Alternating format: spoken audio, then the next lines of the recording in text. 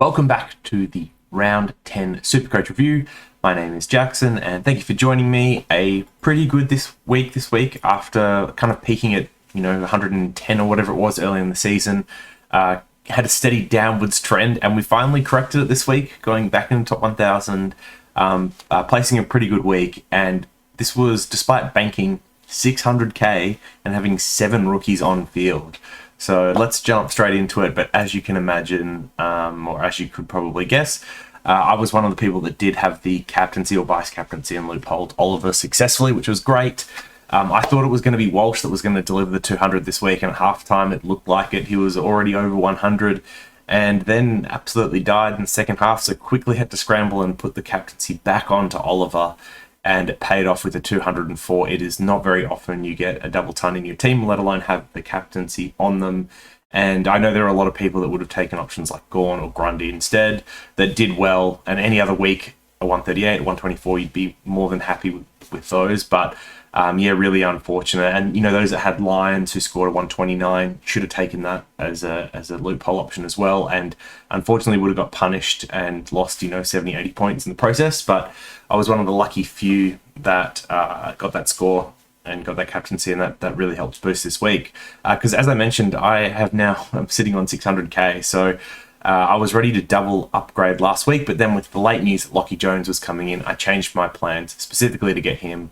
I did see him as a must-have just because he looked like he's going to be someone that will average around 60 and then provide great cover during the buys. I also had to get rid of Bose, and I did want to get rid of him for a premium, but Jones coming in isn't the end of the world. I think like the job security for Jones looks really good. Just the fact that he came off a reasonably lengthy injury and was straight back into the side as a rookie over players like Bergman and Frederick, who are also young players playing for spots in the back 6, back 8. I think that's really positive. Obviously, his game wasn't particularly great this time round. He did some nice things, but just didn't get enough of it. So hoping to see him bounce back this week. We may as well just jump into it, right? And like they have Freo this week, so it should be good. But really the reason why he jumped on Jones, or should have jumped on Jones, is so he can give you that cover during the buys. And I'm hoping his job security will net me a few 60s on the field. All right, so running through the rest of the defenders, Laird was really good again this week with a 123. Kind of had a sluggish period in the middle, but then has really bounced back and been quite good. And I think Sloan coming back into the midfield actually helps him a fair bit with the Crows and should help his scoring from here on out. Lloyd had another average game, like a 105 average. Oh, this is like so low for Lloyd. And you had Dawson and Mills that like absolutely dominated the scoring. It's a little bit of a blemish, but otherwise all right. Ridley with a 105 looks pretty good, just quite difficult to score in such a blowout game, especially as a defender. Actually somewhat impressive that he was still able to ton up despite Essendon not seeing much of the ball in their back half. You had other players like Hind that you might have expected pretty good scores from that didn't score as well. So 105 in a blowout win, like that's pretty decent. And he looked good, was taking intercept marks early, doing a lot of the great spoiling work that we've come to see, and then was getting a little bit more involved with kickouts than he has in the last couple of weeks as well. So that was also nice. But scoring really affected quite badly by the scaling and where the ball was most of the game. Shorty put in a pretty average score, but he is like 80-90% owned in the top 100, top 1,000, whatever it is. So I'm not too worried about that. Obviously, it'd be great if it was someone else like a Mills, but it is what it is for now. The fact that he's leaking cash is a little bit annoying because he isn't someone you can sideways trade out during the buy period. Cozzy dropped a little bit of cash with a 52. I think his break-even's like somewhat low now of 48 or 40-ish or something. And the Hawks have Gold Coast this week, who have been pretty poor. So, Cozzy had one of the all-time clangers this week where Heshaw's spirit snuck up on him like a librarian. And just dreadful. It should have been a 60-65 for Cozzy and continue to make some more money and have a really good break even. Instead, it's just okay. He's a hold for me this week against the Gold Coast, and he's also someone that I would like to carry through the buys if at all possible, just because those round 12 buy players that we can then carry through the more difficult buys are going to be absolute gold. So I would like to hold on to him. Highmore and Murphy were both subs that didn't come on and play. which I don't know if that's good or bad, really. Like, maybe making some money at all would be good. Not really sure. I think the promising thing for Murphy was that the Collingwood VFL team didn't play this week, so there's no chance that anyone in the seconds could have gone past him. But after a pretty competitive effort against Port, I'm not sure if they're going to be swinging the axe this week, but there are definitely people in the team that I would have him over. So I'm not sure what Bucks does. Does he actually bring Murphy back in, who's played really well every time, or does he just back in the guys that he's had and continue to show faith? Question mark. And then Highmore, St Kilda had an absolutely shocking loss, and Ratton was pretty clear in the post presser that those that weren't performing were going to be dropped to the seconds. And with Carlisle now out for the year with a back injury, the people competing with Highmore for a spot in St Kilda's defence, I think it's like Joyce who's also been dropped. So he should be first up. He should get a chance this week again to make us a little bit more money. I definitely hope so, but it's going to be really difficult to manage our defenders through the buys if a lot of people have Highmore and Murphy as these two dead rookies that have a poor buy, and yeah, it's going to be tough. So hope they both come back in, and they're a good chance, I think, this week. The midfield, the engine room of the team really did perform really, really well this week. So Bont and McRae with the 149, 159, just amazing. They played amazing, absolutely tore them apart. Bont was at his best. And I think for non-owners, you're in a bit of a tricky spot now because it's 658k. It's pretty hard to advocate for buying him in, and not a lot of people have that cash lying around apart from me, but I've already got Bont. And then Oliver, 204, I think that takes him to the number one point scorer for the year now, which is pretty wild. He's just passed McRae. Oliver absolutely flying, and at 650k once again. I think you could have got him at something like 580k, I want to say, as of a few weeks ago, and it was someone that I was advocating for bringing in if you didn't have him. Hopefully you did, because then you would have at least got the 204 even if you didn't get the captaincy. Walsh I touched on, amazing first half, one of the best halves of the year, and then followed up with just an absolute dud of the second half, which is quite disappointing, especially because Walsh is an endurance beast. He's a machine that keeps running. You're someone that you expect to continue to score well unless he got tagged out of the game, and he didn't get tagged out. He just, I don't know, the monsters stole his powers for the second half, which was, a bit sad. In a way, it was good for me, because if he'd scored a 140, 150, I'm definitely taking that as a vice-captaincy loophole, and then I would have been disappointed missing out on another 50 points. So Supercoach works in weird ways. Merritt was really good. He played an amazing first quarter. Felt like he was kind of underscored for a lot of the game, to be honest. But once again, it was a weird one where just Essendon dominated so much, had so much the ball that there really wasn't that much scaling that you'd normally expect to see to someone like Merritt. And obviously, like, Parrish emerging kind of, sucks up some points. McGrath had probably his best game of the season. He had 31 touches at 100%. So, just a few plays that would have been sucking up points off Merritt. Played really well. Another great game. I think the unfortunate part is it does, put his hand up and say, please tag me, because look what I can do when there's not enough attention my way. So that's the only concern. Dusty started off so strong after his first quarter. Like, bringing him in this week and watching his first quarter of like 40 or 45, whatever it was, I was pumped. He's going to get the 120. Absolutely made the right call bringing him in this week, and he just kind of faded out along with the Tigers. It's one of those games where if the Tigers went on to win, he would have scored a 120, but because they lost the ball when a lot of the sculling was on the line, it's just 86, which isn't the end of the world. He went up a little bit in price, and for those that don't have him, still a great week to bring him in. His break-even's even lower now, I think at 50-something. So, someone I'd be targeting if you don't have him.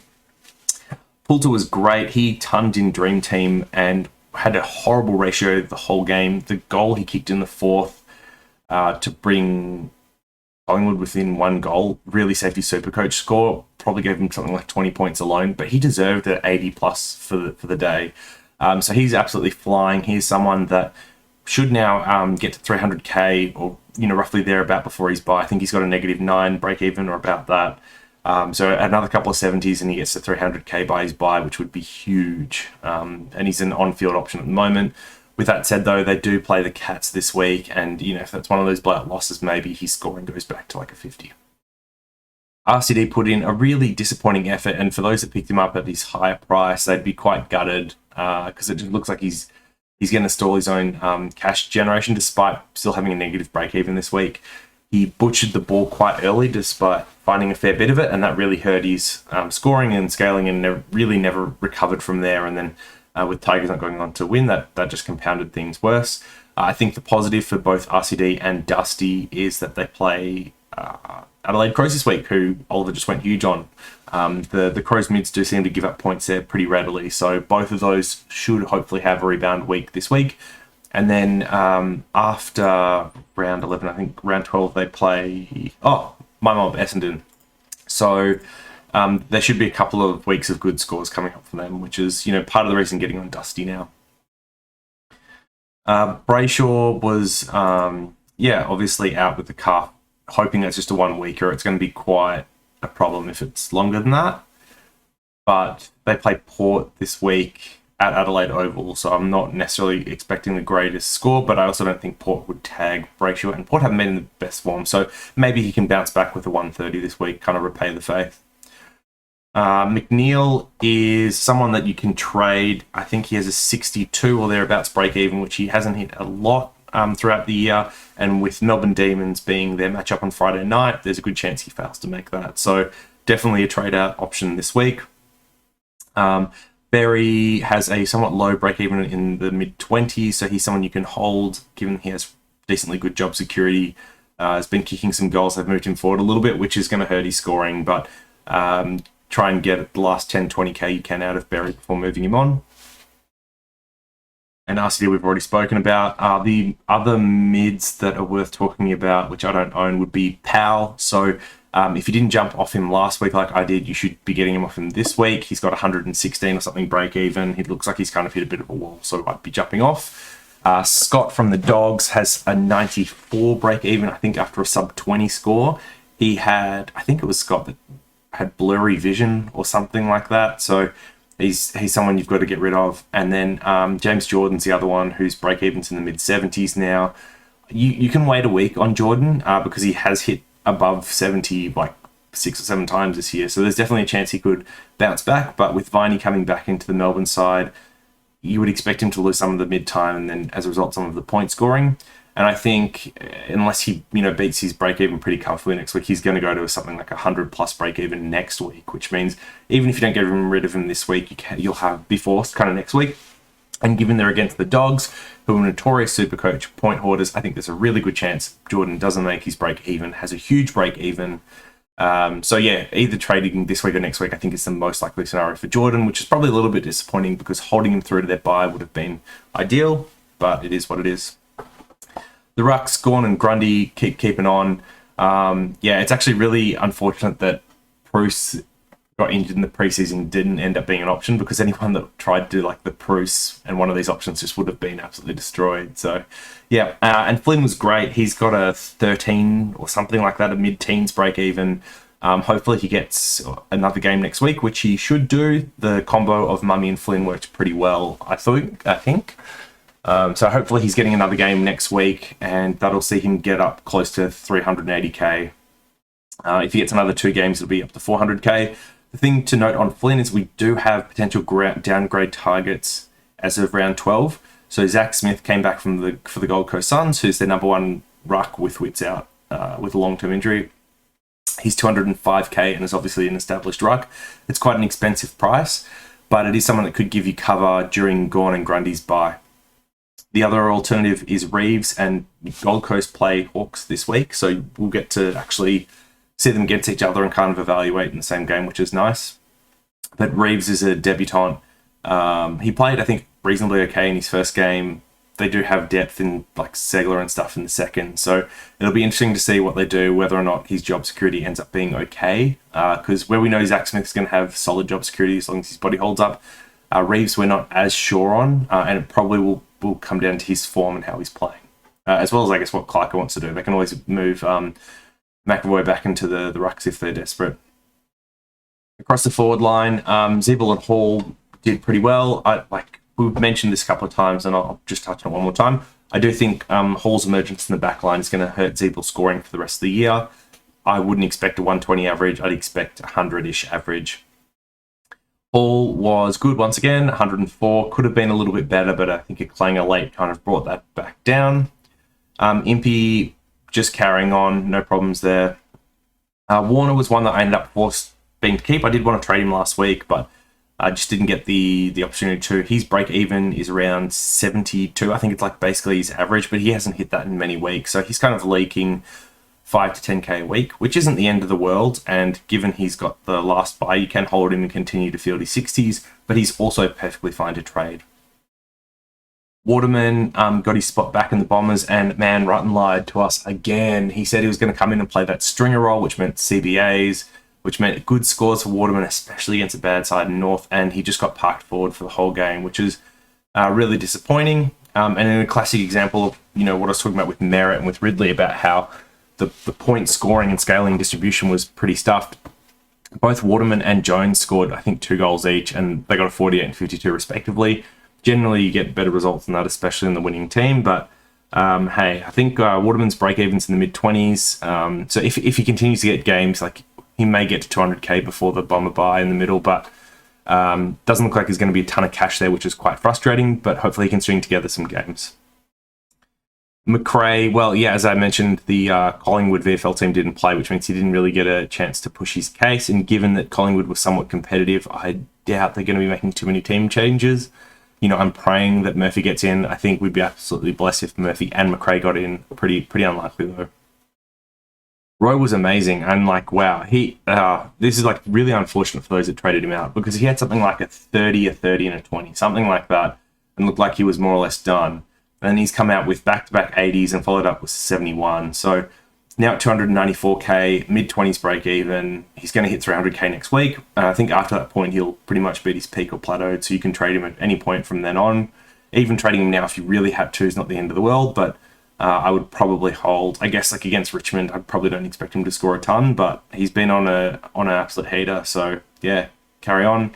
And then Jones, as I mentioned, his break even somewhat high now. I think it's in the high 40s, with his best score of the season kind of rolling out of his average. So he is someone that definitely can be traded now as well at 250k. Didn't make a ton of money, 120k, but it's passable, and it's better than some of these other dead rookies. He's also someone, by the way, it's perfectly fine to hold. I think he'll hover around this price as long as he doesn't drop an absolute stinker. And his job security is really great, so his points you can kind of count on during the buys, which is nice if you need it. In terms of trading targets this week, I guess there's 2 rookies that are worth talking about. Maybe 3. So Ralph Smith's a no. Even if he gets more games, which I don't think he will, isn't scoring well, don't consider. Madden for Brisbane scored a 78 this week, backing up a reasonably poor first score. He's defender forward, DPP, 124k. Let's see if I can bring him up.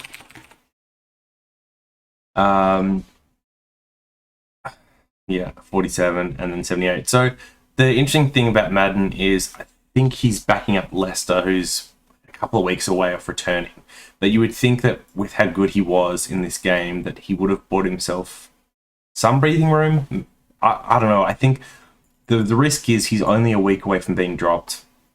And if you're putting him into a defense line where you've already got someone like Highmore and Murphy, that's really risky, that you end up with just a donut that you have to trade. And trading one of these out for 160, 170k it's so bad. It puts you so far behind. So you don't really want to do that. So you have to be looking at bringing him into your forward line.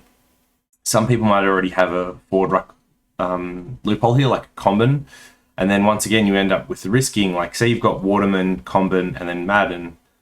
Those 3, there's a good chance, or you have McRae, like I do, there's a good chance you just end up with a donut on field, or you have to trade out someone for 160k, similar to the defense problem. So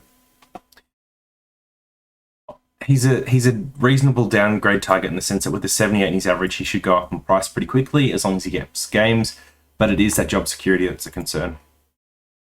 The other option this week is someone that kind of came a little bit out of nowhere, which is Cody Waitman, a medium-sized forward for the Dogs, I guess you could say. So 75 and 98 in his 2 debut games, kicking goals in both, and looking really good, actually.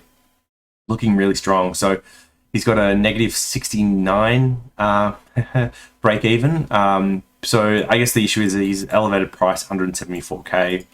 The middle buy is the one that people are, generally struggling with anyway. So, which is the same, I guess, same knock on Madden. They both have that middle buy. So, it looks like Waitman's job security is like decent. Just given how well he's been playing, and even though they've only got 2 more games, if he knocks out 2 more 70s, he could still make 80 to 100k before his buy, which is pretty big, as well as offering some good scoring between now and then. The risk is that, he's either gets dropped, which, Bevo things, or he drops a poor score and really stuffs up that price rise. So not without risk, and the price is probably very, very troubling for people just because it may stop you from doing the upgrade you want this week. But I think I like him over Madden as it stands right now. Probably players I need to watch a little bit more of this week before I make a decision. But yeah, the cupboards are pretty bare, which is, I guess, why I like jumping on Jones last week. I thought it was a pretty good idea, or double down grading the week before that. In terms of like some trade targets, just quickly, so Ridley definitely bottomed out, looks good, 480k, I don't think you can go wrong. Whitfield is one of the ones I'm looking at, so 498k now. I think he's got like a 98 break even, something around that mark. So achievable, even though they have the Lions this week. And he's starting to find some form after that liver injury. They obviously have the bye next week, and then they go into North, and I think the next 5 or 6 games after that's actually pretty friendly for GWS, so he's a good option. And then Tom Stewart, who, what's his price at now? I think it's below where he started, which is pretty crazy given how good he's been this year. So wow, lost 22k this week, down at 527. Still has a relatively high break even in the 120s. So he could lose money this week, but they are up against Collingwood, so you could just as easily see him score a 120, 130 and kind of stop that. So those are all the options I kind of like as trading targets. Obviously you've got like your Mills of the world, but at 577k, it's pretty hard to argue trading him in over some of these other targets, especially with the poor buy that the Swans have. So if you're flush with money and that buy works for you, go for it. But otherwise, I'd be looking at Ridley, Stewart, Whitfield as the 3. Houston, I would not be. I mean, I've been saying kind of avoid Houston because that AC joint could re-go at any minute, and he's just not playing very well at the moment. The carrying the injury thing is not working. For the middle, I really like Steele this week at 562k, I think he is. Let's have a look. 563k, sorry. So wow, nearly 100k down on his starting price. He's still got a reasonably high break even this week. I want to say 122, but including this game, the Saints' next 5 are all against teams outside the 8, I believe. So they've got a really nice fixture starting with North this week. I think he's a great trade-in, and I've been, preaching that there's a lot of places with bad buys. You don't want to bring too many of them in, because I think I've already got Oliver and Brayshaw in that last buy in my midfield. But yeah, absolutely looking at Steele this week.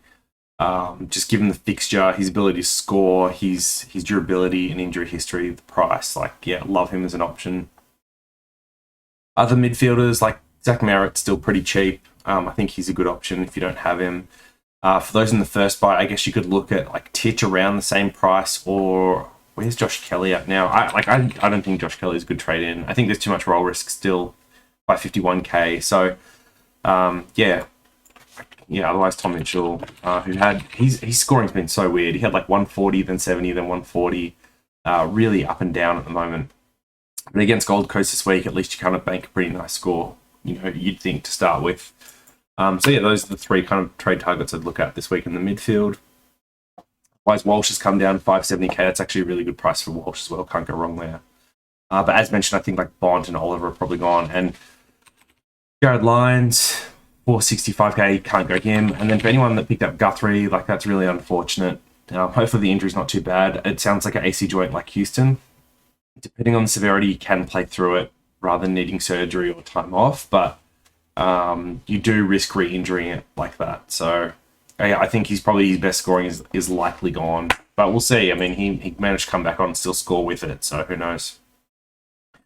And then in the forward line, I still don't mind Hall as an option at 480k. I don't think that's terrible. The two or the three. Oh, sorry, I've already got Dusty. So yeah, Dusty I mentioned is probably still my number one pick at his price. I think it's great. Bailey Dale is someone I had mentioned before, but at 480k, I probably don't think he's value. And then again, that buy is tricky. Hind was the other one that was getting a lot of talk. Didn't put in a particularly good score, right? What did he finish on? 94. That's actually not that bad. Thought it was going to end up worse than that. So you can see like his last 4 games, basically all above 90. So pretty safe floor at the moment for Hind and is playing pretty well. But yeah, the ones I guess I'm looking at bringing in would be Zorko, which I think is really tricky at the moment because like that 540k price tag is probably not what I want to pay for him. Even though it feels a little bit like chasing points. You see all these poor scores, 3 good games, and then the next 2 are decently tough games for them. They've got GWS this week, and then in round 12, I can't remember, but it's someone tough like the Demons. Yeah, Demons. So, yeah, I probably don't want to bring in Zorko. And then the other one is like Danger. I'm pretty keen on Danger. So, the problem with him, he's still like massively priced, but he's reportedly going to come in after or around their bye. So they have the first bye, and then in round 12 they play. Sorry, round 12 is their bye. In round 13 they play Port, and then who is it after that? Dogs. Oh wow, the fixture is actually pretty tough. Then Brisbane in 15. Wow. Okay. So Danger is someone I'm interested in. Especially if Guthrie's out, he's going to be playing mids. Wow, okay. But yeah, so, sorry, that's a very long-winded sidetrack. So at 611k and a break-even at 200, we probably have to wait a couple of games for him to drop price into the mid-550s, low 500s before we can actually pick him up. So I'm not wedded to bringing Danger last, but he's definitely someone I'm looking at.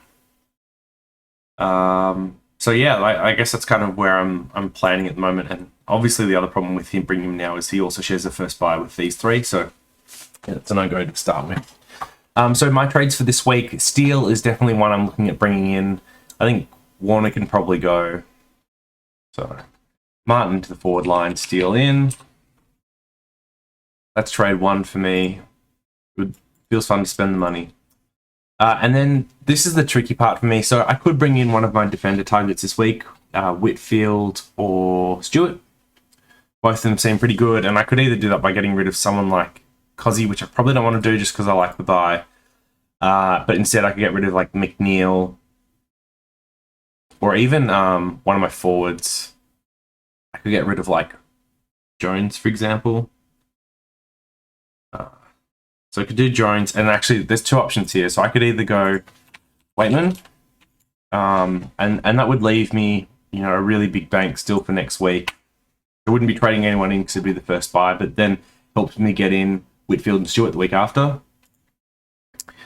Or I could instead like move Polt to the forward line, move Led to the mids, and then get in Whitfield or Stewart, someone like that. Wow, 600k goes real quick, huh? Just like that, it's gone.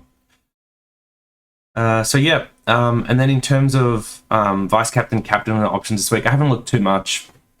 So the Dogs and the Demons on Friday night scares me. Should be a cracking game. Like, looking forward to it. It's a great Friday night footy game. For me, it's just really hard to know who's going to score big of the mids in that game.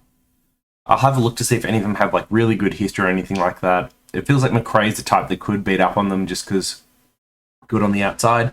Otherwise, like Gorn might be really good. VC option against Sweet, like a rookie ruck, even if Martin's back, like just feels like Gorn will be able to outwork them. And he's in pretty good form from the weekend. So, that's potentially an option. Otherwise, what other games were there? Sorry, there's Steele, the debutant. So would expect him to lead the Saints in a bounce back and against North this week.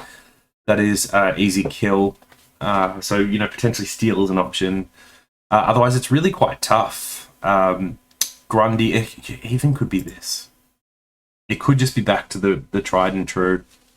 Grundy gone, given that Grundy should destroy the Cats' non-existent Rucks dogs.